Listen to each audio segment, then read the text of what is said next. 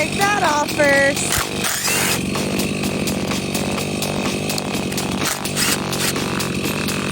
Yeah.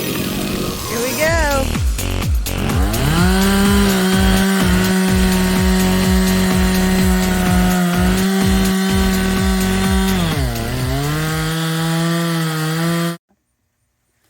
I'm loosening the bar because when you tighten up a chainsaw blade, sometimes you have to tighten it up more than once. I had that pretty tight, but it lost a little, and I've got to sharpen it, so might as well do that at the same time. Stick a flathead. Some of them have something other than a flathead. When you turn it clockwise, your blade gets tighter. You want it where you can pull it down, but it pops right back up. Done it just a little bit more.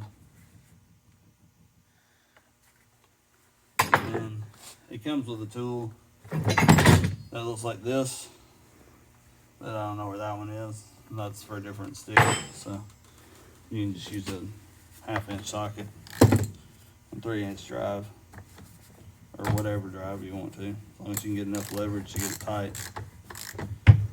And you just tighten it down.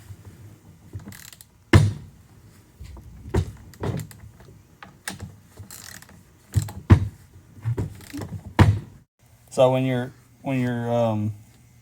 sharpening a chainsaw blade and you're using a manual sharpener like this one,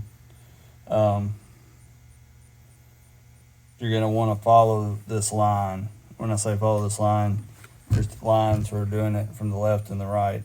And if you're doing it this way, you want that line to be parallel with the blade.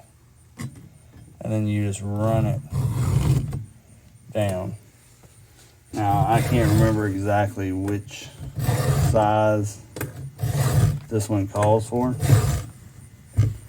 And the blade I have, or the tooth that I'm hitting it with, I can't read what it is off the top of my head, but I think it's what's prescribed for it.